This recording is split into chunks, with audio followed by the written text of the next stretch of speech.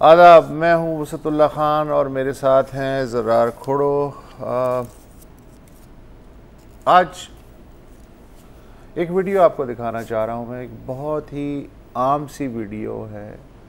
ऐसी आपने हज़ारों वीडियोस देखी होंगी और गौर भी नहीं किया होगा कि उनकी जो क्वालिटी होती है कि उनमें कोई ख़ास बात है भी या नहीं। लेकिन प्रोग्राम में मैं वही वीडियो आपको दिखा के आगाज़ कर रहा हूँ।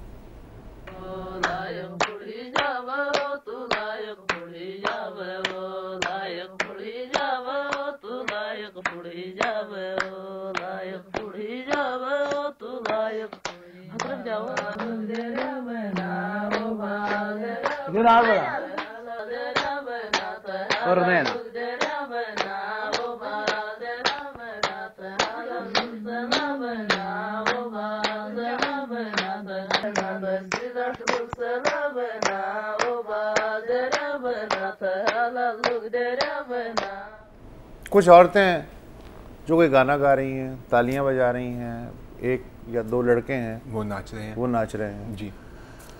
ये 2012 की वीडियो, शादियों में होता है, 2012 की वीडियो है बिल्कुल। और ये कोहिस्तान के इलाके पलास में ये शूट की गई थी। आपका अंदाज़ा दुरुस्त है, शादी की तकरीब की ये वीडियो है।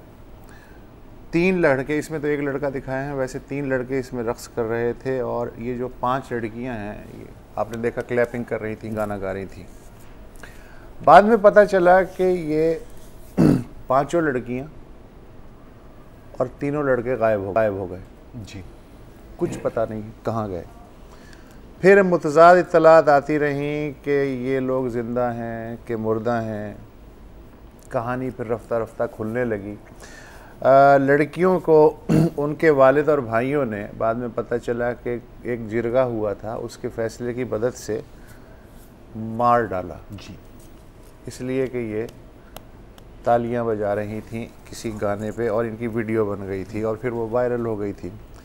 लेकिन जो अहले खाना थे इनके, वो मुसिर रहे कि ये प्रोपेगेंडा है, ये 5 लड़कियां ज़िंदा हैं।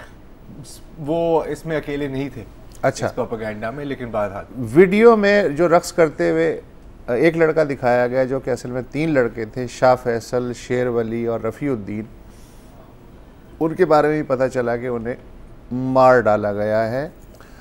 उनके भाई अफजल कोहिस्तानी ने मुंह खोला और फैसला किया कि लड़कियों के वरसा जो हैं उनको बतौर कातिल उन पे मुकदमा किया जाए। साथ ही अफजल कोहिस्तानी ने यह भी बताया कि जो 5 लड़कियां हैं वीडियो में, इनको कत्ल कर दिया गया है। अफजल का मुंह बंद करने के लिए जो मकतूल लड़कियां थीं, उनके वरसा ने उस पे कोई झूठा मुकदमा करवा दिया, जिसकी वजह से वो 1.5 बरस जेल में रहा। लेकिन वो कुछ अरसे पहले बरी होके बाहर आ गया है। इस दौरान सुप्रीम कोर्ट को भनक पड़ी, अब ये कई साल गुजर चुके हैं, सुप्रीम कोर्ट को भनक पड़ी कि कोहिस्तान में कोई इस तरह का वाक़या हुआ है, लेकिन गुत्थी नहीं सुलझ रही। तो उसने अपने तौर पे उसका नोटिस लेते हुए कोहिस्तान के सेशन जज हैं उनसे कहा, भाई के मामले की तहकीक करके हमें रिपोर्ट दें कि असल में हुआ क्या है।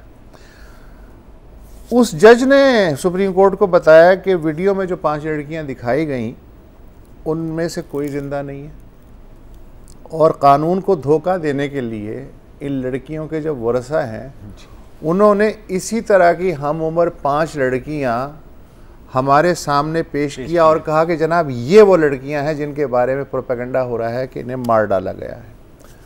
लेकिन नादरा का जो फिंगरप्रिंट्स रिकॉर्ड है वो जाहिर है कि झूठ नहीं बोलता। उससे जब मैचिंग की गई इन लड़कियों के फिंगरप्रिंट्स की तो वो मुख्तलिफ निकले, यानी कातिलों ने कानून की आंखों में धूल झोंकने की कोशिश की। चुनाचे सुप्रीम कोर्ट के हुक्म पे तकरीबन 5-5.5 साल गुजरने के बाद FIR दर्ज की गई और फिर जो मुल्जिम हैं इरफान और मौलाना हबीबुर रहमान जी और उनके बेटे हैं समीर और सबीर, उनके ख़िलाफ़ FIR कटी और गुज़िश्ता रोज़ इन चारों को कोहिस्तान की एक मकामी अदालत ने पुलिस के 8 रोज़ा जिस्मानी रिमांड में दिया। यहाँ तक की कहानी तो मुझे मालूम है। जी बिल्कुल, ठीक है। ये है उस वक्त मशहूर हुई थी कोहिस्तान ऑनर किलिंग जी के नाम से, और बिल्कुल ऐसे आपने बयान किया, धीरे धीरे ये खबर निकली। अच्छा, ये एक काफ़ी लिहाज से एक यूनिक स्टोरी थी। एक तो क्योंकि इतनी दूर दराज इलाके में हुई थी, उसके बावजूद इसकी बहुत मीडिया कवरेज हुई थी, ना सिर्फ पाकिस्तान में बल्कि वीडियो वायरल होने के बाद इंटरनेशनल कवरेज भी इसको मिली थी। शर्मीन उबैद चनॉय ने बाद में इसके ऊपर इसको एक डॉक्यूमेंट्री में भी फीचर किया था। उस वक्त के जो चीफ जस्टिस थे उन्होंने इसका नोटिस लिया था और एक फैक्ट फाइंडिंग टीम भेजी थी कोहिस्तान कि पता लगे कि हुआ क्या था। अच्छा, उस फैक्ट फाइंडिंग टीम में शामिल थी डॉक्टर फरजाना बारी, जो बहुत ही मशहूर ह्यूमन राइट्स एक्टिविस्ट हैं, जेंडर राइट्स एक्ट हैं। और अच्छा, मीडिया पे हमेशा एक तनकीद की जाती है कि हम फॉलो अप्स नहीं करते, और बिल्कुल ये बात सही है। कुछ तो हमारी अपनी गफलत है, मैं अपनी कोताही है, हम आज की खबर के पीछे भागने लग जाते हैं। लेकिन कुछ खबरें हैं कि आप जितना भी उनमें से कुछ निकालने की कोशिश करें, आपको नहीं मिलता। कुछ खबरें बैठती हैं और कुछ खबरें दबाई जाती हैं। ये दबाई गई हुई खबर है। यहाँ पर तो सच का भी गला घोंटने की कोशिश की गई है। डॉक्टर फरजाना बारी आज हमारे साथ मौजूद है। उनसे ही मैं बात कर रहा था। इन्होंने मुसलसल 6 साल से ताक़ुब कर रही हैं। 6 साल इन्होंने, अफजल कोहिस्तानी ने और कुछ और लोगों ने मीडिया की नज़रों से दूर, कहीं इसकी कवरेज नहीं हुई, लेकिन एक पर्सनल इंटरेस्ट लिया है। तो मेरा ख्याल है कि डॉक्टर फरजाना बारी, thank you very much for joining us. एक बताएं कि 2012 से लेकर 2018 इन 6 सालों में हुआ क्या इस केस का? बस इन 6 सालों में आप देखें कि हमारी समाज की जितनी भी कबाहतें थी मैंने तो वो देखी, जो कि हमारे समाज में भी है, NGO सेक्टर में भी है, मीडिया में भी है, पुलिस में भी थी, जुडिशरी में भी थी। और अगर ये लंबी कहानी है, सबसे पहले तो ये है कि वही आप वाली बात कि ये 7 साल लग गए, और आज बड़ी मुश्किलों से मैं समझती हूँ कि खुदा का शुक्र है कि अब आके इन्होंने जो है वो FIR काटी है। गो कि मुझे अभी भी, अगर आप मुझसे पूछें तो मुझे अभी भी इतनी उम्मीद नहीं है कि इंसाफ मिल पाएगा, क्योंकि इसके पीछे बहुत बाअसर लोग हैं, और वो हर तरह से पुलिस को भी उन्होंने काफ़ी उस पर प्रेशर डाला हुआ था। लेकिन थैंक गॉड कि अभी पुलिस ने काफ़ी ज़िम्मेदारी के साथ जो है कुछ फैक्ट्स वगैरह इकट्ठे किए हैं, और मैंने भी यहाँ से उनको, नादरा के जो चेयरमैन थे उन्होंने बहुत कोऑपरेट किया। और क्योंकि इनमें से जो 2 लड़कियाँ थीं, बाज़िगा और शिरंजान, उनके शनाख्ती कार्ड बने हुए थे, तो वो लड़कियां जो पेश की गई उनके फिर यहाँ से नादरा ने वेरीफाई करके भेजा कि वो जो उनके शनाख्ती कार्ड, उनके जो फिंगरप्रिंट्स हैं वो मैच नहीं करते हैं, और बेस्ड ऑन दैट अभी इन्होंने उस पर वो काटा है। थोड़ी सी मैं आपको पीछे ले जाऊँ, और थोड़ा से आपने भी जो वसतल्ला साहब ने भी जो फैक्ट्स शेयर किए, उसमें थोड़ी से वहाँ पे भी मुझे लगता है कि फैक्ट्स करेक्ट नहीं है। एक तो ये है कि 2012 में जब ये वीडियो आई तो इसमें 2 लड़के हैं, एक लड़का वीडियो बना रहा है और एक जो है वो क्लैपिंग कर रहा है। ये 2 लड़के आज भी जिंदा हैं। ये लड़के तो जो ही जब ये वीडियो आई, और जो वहाँ पे मौलाना जो थे जावेद थे, जब उसने ये वहाँ पे उन्होंने ये फतवा दे दिया और जिरगे ने ये फैसला किया इन सबको कत्ल करना है, तो ये दोनों लड़के वहाँ से भाग गए। लेकिन क्योंकि मैं वहाँ पहुँच गई तो हम तीनों जब गए दोबारा, ये दूसरा मिशन जब गया, तो उसमें उन्होंने हमें सिर्फ 2 लड़कियां दिखाई, लेकिन ये वो 2 लड़कियां थीं जिसकी मैं आपको तस्वीरें भी बता सकती हूँ। ये लड़की हमें दिखाई गई थी, ठीक है, पता नहीं आपको नज़र आ रही है? नज़र आ रही। तो मैं अभी इसको दोबारा इस तरफ आती हूँ। इन्होंने हमें 2 लड़कियां दिखाई, और उन लड़कियों को देखते ही मैंने कहा कि जैसे अनलाइक पहली लड़की देखी तो मुझे भी लगा था कि बिल्कुल तस्वीर जैसी है। तो ये जब दिखाई तो मैंने कहा कि ये तो 2 लड़कियां मुझे नहीं लगती। तो बुशरा गौहर और वो जो ये जो थी जस्टिस, ये क्या नाम है, अब्बासी जो थी, मुनीरा अब्बासी, इन दोनों ने फ़ौरन कहना शुरू किया कि नहीं नहीं, ये देखो, इनका बोन स्ट्रक्चर देखो, ये तिल देखो, ये देखो। खैर तो जब हम वापस आए तो इन्होंने जो रिपोर्ट दी उसमें इन्होंने कहा कि जी हमने लड़कियां देखी हैं, वो जिंदा है, ऐसा कुछ वाकया वहाँ पे लोग कहते हैं कि नहीं हुआ। और मैंने उस वक्त इख्तलाफी नोट डाला। एक मिनट यहाँ रुक जाए, यहाँ रुक जाइए कि आपने नोट डाला और इन्होंने कहा कि ये वही लड़कियां हैं। एक वक्फा लेना है, उसके बाद आप कंटिन्यू रखिएगा।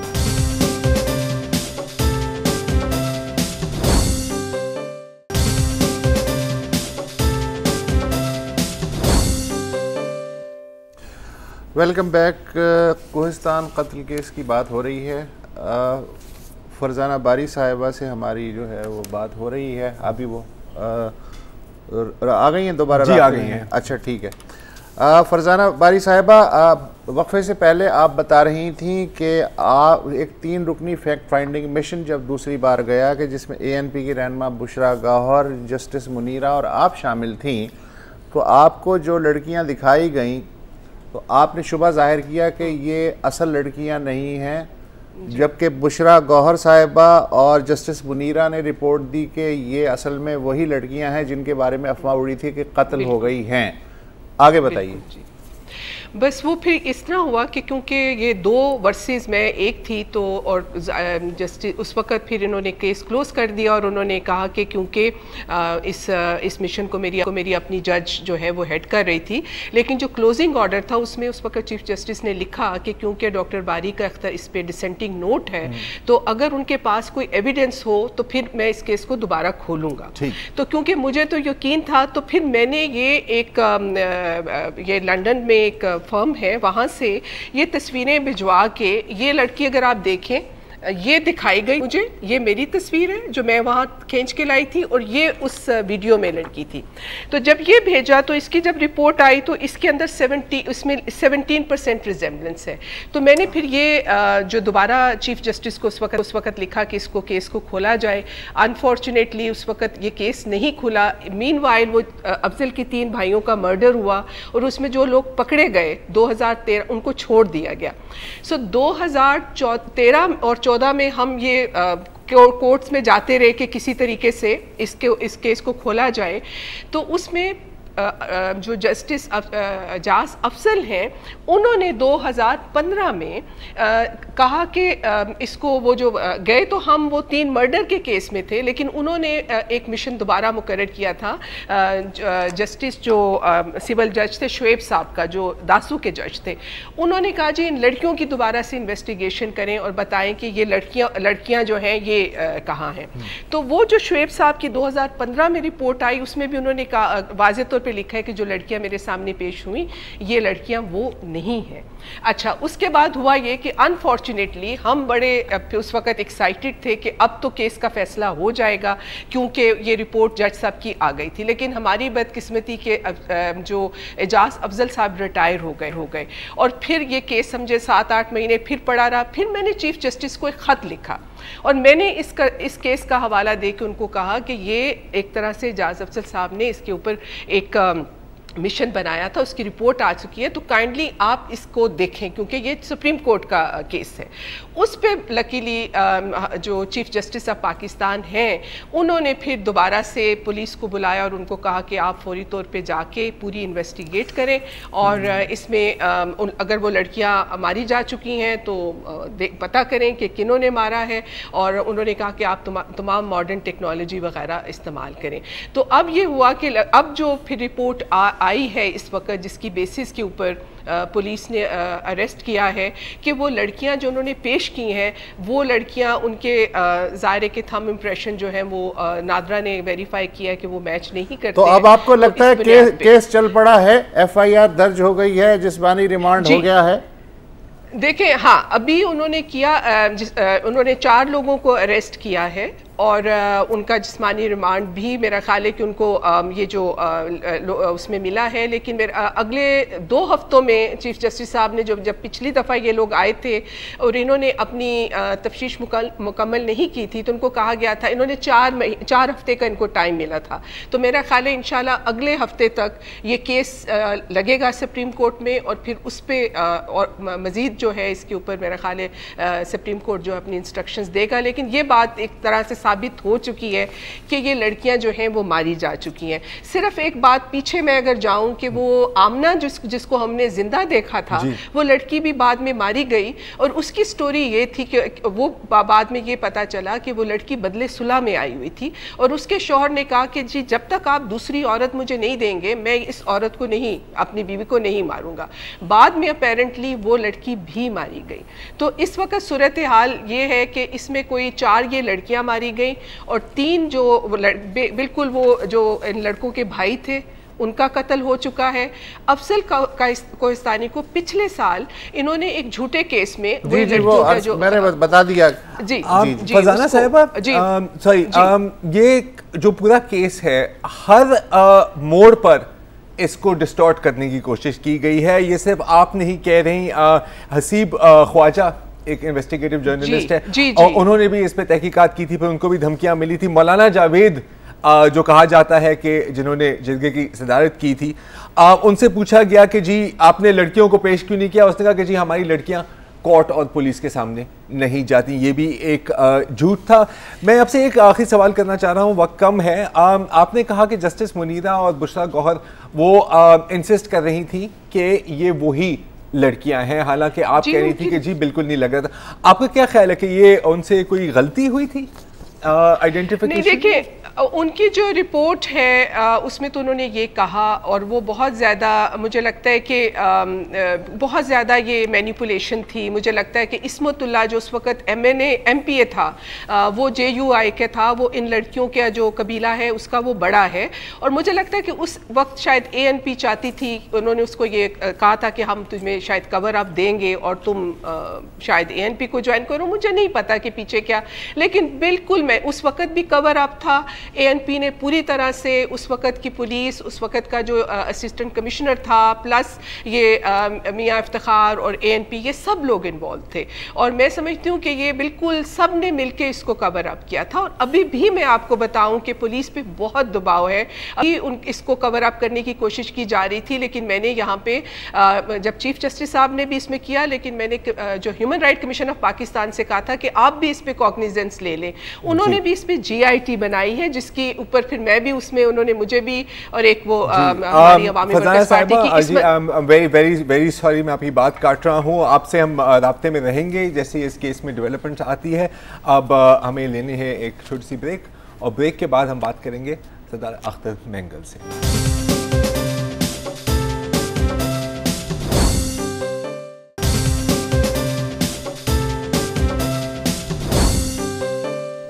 Welcome back. पाकिस्तान में इस वक्त जो इंसानी हुकूक से मुताल्लिक़ संगीन मसाइल दरपेश हैं, उनमें जबरी तौर पर लापता अफराद का मसला भी टॉप के मसाइल में शामिल है। लापता अफराद की जो लावाक़ीन हैं उनके बड़े शहरों में कैंप्स लगते रहते हैं। ताज़ा तरीन जो है कोयटा में प्रेस क्लब के सामने एहतजाजी कैंप लगा रहा कई हफ्ते तक, लेकिन कल बलूचिस्तान नेशनल पार्टी मैंगल के सदर सरदार अख्तर मैंगल वहाँ गए और उन्होंने मुलाकात की। उनकी यकीन दहानी पे जो लापता अफराद के वरसा हैं उन्होंने फ़िलहाल अपना एहतजाजी कैंप ख़त्म कर दिया है। सरदार अख्तर मैंगल ने उस मौके पे कहा कि उनकी सूबाई असम्बली में इस मामले पे करारदाद लाएगी। वफाकी हुकूमत के पास इस मसले को हल करने के लिए 1 साल मौजूद है। या तो लापता अफराद को फ़ौरन रिहा किया जाए, बाजियाब किया जाए, या फिर अगर वो किसी जुर्म में मुलव्विस हैं तो उन पर खुली अदालत में मुकदमा चलाया जाए। और उन्होंने ये भी कहा कि हमने वजारतों के लिए नाम नहीं दिए, बल्कि वफाकी हुकूमत को लापता अफराद की फहरिस्त पेश की है। हाँ, बिल्कुल। इनफैक्ट जब ये शामिल हुए थे कोalition में, तो इनके जो माहिदा हुआ था उसमें एक ये भी थे कि लापता अफराद में शायद पहला पॉइंट ये था, पहला पॉइंट यही था। अच्छा, खुशकिस्मती से सरदार अख्तर मैंगल साहब जो हैं इस वक्त हमारे साथ मौजूद हैं कोयटा से। सरदार साहब, ये ज़ाहिर यकीन दहानियाँ आप करा सकते हैं, आप सियासतदान हैं, सिविलियन सेटअप के लोग हैं। इससे पहले भी जो नवाज शरीफ की हुकूमत थी उसमें यहाँ कराची में भी कैंप लगते थे, वज़रा आते थे, यकीन दहानियाँ कराते थे। सुप्रीम कोर्ट ने कई दफ़ा इस मामले में किया, फिर लापता अफराद का कमीशन जो है उसने भी काम किया, कई स्टेजेस पे ये काम हो रहा है। मैं आपसे ये जानना चाहता हूँ कि जो ताज़ा आपने यकीन दहानी की कि जिसकी बुनियाद पे ये एहतजाजी कैंप ख़त्म हुआ है, ये किस बुनियाद पे आपने यकीन दहानी कराई उन्हें? असल साहब, मैं इसकी वजाहत करना चाहूँ ना ही वो कैंप ख़त्म हुआ है और ना ही मैंने उनको तसल्ली दी है। अच्छा, कैंप अभी तक अपनी जगह पर मौजूद है। जी हाँ, कैंप अभी तक अपनी जगह पर मौजूद है। आज भी कैंप में लोग बैठे हुए थे। मैंने इज़हार यकजहती उनके साथ किया हुआ है और उनको इस बात की यकीन दहानी कराई है कि जिस तरह के पहले हमने इस मसले को उजागर किया है फेडरल गवर्नमेंट के सामने, नेशनल असम्बली में और मुख्तलिफ प्लेटफॉर्म पर, आइंदा भी चल के, क्योंकि इस हुकूमत के साथ जो हमारा मुआहदा हुआ था जिसमें 6 नुकात थे और 6 नुकात में सर फहरिस्त नुक्ता जो था ये मिसिंग पर्सनस की बाजियाबी थी। तो ये एक मेरी वजाहत थी कि वो कैंप अभी तक मौजूद है। मैंने उनको कोई ऐसी यकीन दहानी नहीं कराई क्योंकि मैं उनसे ज़्यादा मैं बेबस हूँ। वो जिस तरह बेबस हैं हम खुद उसी तरह बेबस हैं। तो मेरे इख्तियार में कुछ होता तो मैं उसको यकीन दहानी करा सकता था। हाँ, ये मैंने उनको ज़रूर कहा है कि हम उनके इस इश्यूज़ पर जो है ना पहले भी साथ थे जब ये कैंप मौजूद भी नहीं थे। 2012 में जब सुप्रीम कोर्ट में मैं अपीयर हुआ था, आपको याद होगा, वो भी कई अरसे बाहर रहने के बाद मैं सुप्रीम कोर्ट में अपीयर हुआ था ये मिसिंग पर्सन्स के मसले पे ही। जी बेंगल साहब, आपने बात की आपका जो मुआहदा हुआ था पीटीआई हुकूमत के साथ, ज़ाहिर है आपकी इमरान खान नहीं तो उनके जो मेन लीडर्स हैं उनसे बात हो रही होती है। शरीन मज़ारी साहिबा काफ़ी वोकल हैं इस पॉइंट पर। जब आपकी बात होती है और आप उन्हें कहते हैं, आप यकीनन आप उनको याद दिलाते होंगे कि जी ये एक इशू है, आपने उस पर भी फोकस करना है, क्या जवाब मिलता है? ज़रा साहब देखें, सबसे पहले हमें इशू को समझना चाहिए, ठीक। और जब तक कि हमने इन इशू को नहीं समझा है, जिसको वो कहा जाता है कि जी पूछा जाता है कि बलूचिस्तान का मसला हल क्यों नहीं हो रहा, क्योंकि बलूचिस्तान का मसला इसलिए हल हो नहीं पा रहा कि बलूचिस्तान के मसले को संजीदगी से कोई ले ही नहीं रहा। और बलूचिस्तान का मसला एक सियासी मसला था और उस मसले को गैर सियासी और तशद्दुद के ज़रिए जो है उस मसले को इतना उलझा दिया गया है कि अब वो सुलझने का कोई नाम ही नहीं ले रहा। और ये जो 6 नुकात हमने रखे थे, ये वे फॉरवर्ड था जिसको आप कहें कि कॉन्फिडेंस बिल्डिंग मेजर्स। बलूचिस्तान को जो 70 साल जो मसला है उसको हल करने के लिए हमारी तरफ से उनको ये मुतालबात की शक्ल में एक तजावीज़ें थी। अगर गुज़श्ता हुकूमतें उसको हल ना कर सकी, जिनके सामने भी हमने ये मसले हल रखे थे, और मौजूदा हुकूमत को भी हमने ये कहा था कि जी अगर आप बलूचिस्तान के मसले को हल करना चाहते हैं, हमें ना कोई वजारत की ज़रूरत है, हमें ना कोई मुशावरत की ज़रूरत है, ना ही हम मुशीर बनना चाहते हैं, ना ही हम सूबाई हुकूमत में आपका हिस्सा बनना चाहते हैं। इन मसलों को आप हल करें और उसमें सर फहरिस्त बलूचिस्तान का जो है वो मिसिंग पर्सनस का मसला है। क्योंकि तशद्दुद के ज़रिए दोनों तरफ से, मैं किसी एक को नहीं कहूँगा, चाहे वो स्टेट हो या दूसरे हमारे नेशनलिस्ट हों, उन दोनों ने जो है बलूचिस्तान के मसले को तशद्दुद के ज़रिए से जो हल करने की कोशिश की और आज इसके नतीजे में जो है हज़ारों की तादाद में जो मिसिंग पर्सन है। जहाँ तक हुकूमत का ताल्लुक़ है, जब भी असम्बली में मौका मिलता है मैं उनको गोशगुजार करता हूँ इस मसले को, और उसके अलावा मीटिंगें भी हमारी हुई हैं उनके हाई लेवल के जो मिनिस्टरों के साथ, यहाँ तक कि प्राइम मिनिस्टर के साथ भी हमारी जो मीटिंग हुई उनको भी हमने ये बात याद दिलाई है। और शुरू दिन से हमने ये कहा है कि 1 साल तक हम इंतज़ार करेंगे, आप कितनी जो इस पे पेशरफ्त कर सकते हैं। इस दौरान कुछ लोग बाजियाब होके आ गए। आज भी मुझे इतला मिली, रात बल्कि इतला मिली कि 2014 को 2 भाई गायब हो गए थे, तो उनकी वालदा और उसके दूसरे भाई जब उनको ढूंढने के किसी जगह पर पहुंच चुके तो वो भी गायब हो चुके थे, वो रात बाजियाब हो गए। इस तरह कुछ लोग आ रहे हैं, लेकिन उससे ज़्यादा तादाद में जो है लोग फिर गायब होते जा रहे हैं। अच्छा मेंगल साहब, आपने बात की तशद्दुद की, तो अभी हाल में ही चाइनीज़ कौंसलेट पर जो हमला हुआ था और BLA ने इसकी ज़िम्मेदारी कबूल की थी, बाकायदा वीडियोस भी रिलीज़ हुई थी। उसके बाद ये ख़बरें आने लग गई कि जो 3 दहशतगर्द वहाँ पर जो हलाक हुए थे उनमें से एक का नाम भी मिसिंग पर्सन्स लिस्ट पे था। ये खबरें बाद में बहुत बलूचिस्तान के जो मिनिस्टर हैं वो कुछ और कह रहे थे, कोई कुछ और कह रहा है। अगर आप इस बात की वजाहत कर सकें। खोड़ साहब देखें, हमारे मिनिस्टरान भी तो माशाल्लाह के मिनिस्टर हैं ना। माशाल्लाह के मिनिस्टर मैं नहीं कहता, माशाल्लाह के मिनिस्टर जी। आपको याद होगा ये इसी तरह के मिनिस्टरान जो ने पिछले अदवार में उसामा बिन लादेन के बेटे के बारे में भी एक स्टेटमेंट दिया था जब वो अफगानिस्तान से पकड़े होम मिनिस्टर थे, और उसके नतीजे में जो वो बेचारी जो अपनी मिनिस्ट्री भी खो बैठे। और इसी तरह जो गुज़िश्ता की जो हुकूमत थी उसमें जो मिनिस्टर होम थे उसने भी कोई जो कमांडर थे उनकी मारे जाने की तस्दीक की, और दूसरे दिन जो उस कमांडर की वीडियो आ गई, जी मैं तो जिंदा सलामत हूँ। तो जहाँ तक इन जो अशखास का ताल्लुक है इसमें कोई शक नहीं कि उनका ताल्लुक बलूचिस्तान से जो चाइनीज़ उस हमले में मुलविस थे। लेकिन मिसिंग पर्सनस की लिस्ट हमने कौमी असम्बली में भी वो रिकॉर्ड पर मौजूद है, उनमें इनका नाम नहीं। हाँ, राज़िक नाम का शख्स, हर शख्स अगर वो दहशतगर्द हो सकता है तो ना कि सिर्फ बलूचिस्तान में बल्कि पाकिस्तान में और इस मुल्क की मुस्लिम ममालिक में जो है राज़िक नाम के कई लोग पाए जाते हों। जो राज़िक उस हमले में मुलविस था जो उसमें मारा गया, उसका ताल्लुक ज़िले खारान से था, और सोशल मीडिया में जिस राज़िक का नाम दिया जा रहा है उसका ताल्लुक जो है तुरबत मन से, और एक दूसरे का नाम दिया जा रहा था उसका ताल्लुक मस्तूंग से। अब ये और बात है, मुझे वो एक फिल्म याद आ रही है जिसमें शाहरुख खान का डायलॉग कि my name is Khan but I am not terrorist. अब हर खान नाम का कि टेररिस्ट होता है तो हर राज़िक नाम का terrorist. My name is Raziq but I am not a terrorist. एक वक्फा ले लेते हैं सब, फिर ये गुफ्तगू जारी रखते हैं आपसे।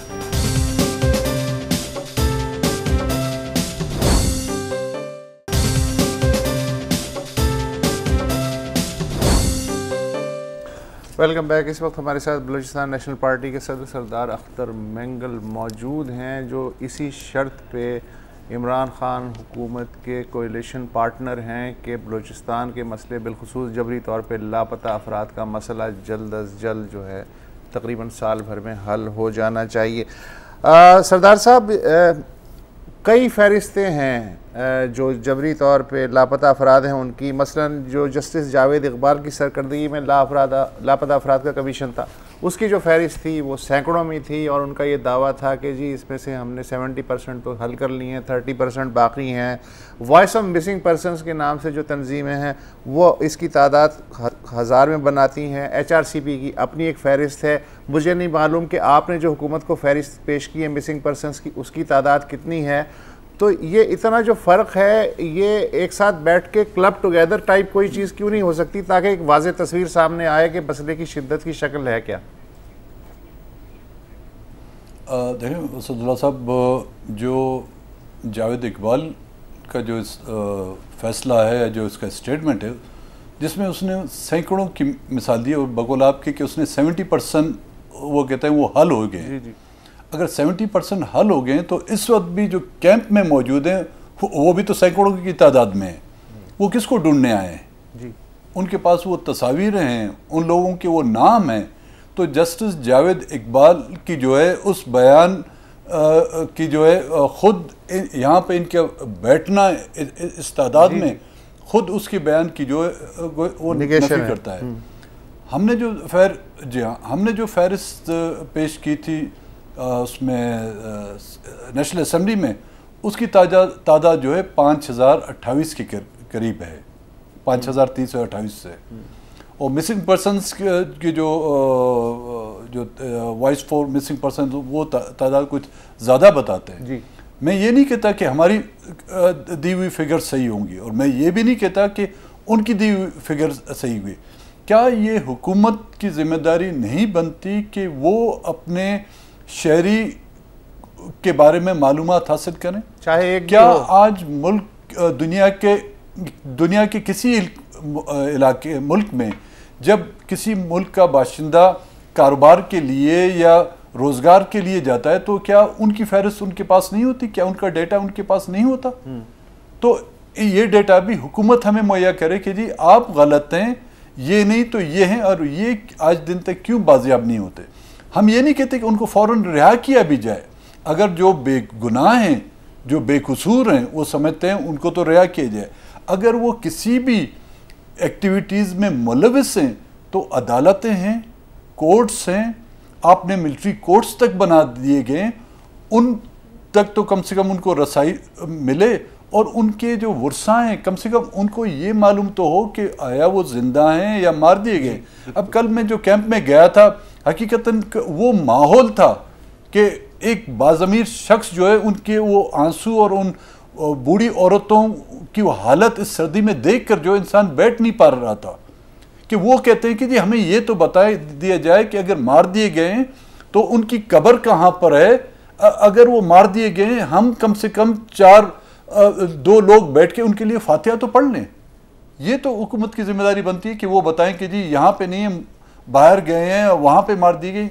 ये हुकूमत की जिम्मेदारियों में क्या नहीं आता? क्या वो इस मुल्क के शहरी नहीं है? क्या वो उस मुल्क के बाशिंदे नहीं? मैं यही सवाल पूछना चाह रहा था अभी मेंगल साहब से कि मिनिमम एक्सेप्टेबल आउटकम इसका क्या हो सकता है, और मेरा ख्याल है कि और जब भी मिसिंग पर्सन का तस्करा होगा, यही इसी पे आके तान टूटेगी कि वो जो कोई भी हैं तो कानून तक रसाई उनका भी हक है। बिल्कुल। क्या ये बहुत ज़्यादा मांगना है? Is it are we asking for too much? I don't think there is an answer to that. जी आज के लिए इतना ही जी। आपको मिलेंगे कल, जुमे का दिन है, कॉल एंड डे है, तो please call us and let us know what you are thinking. अपना ख्याल रखिए। खुदा हाफ़िज़।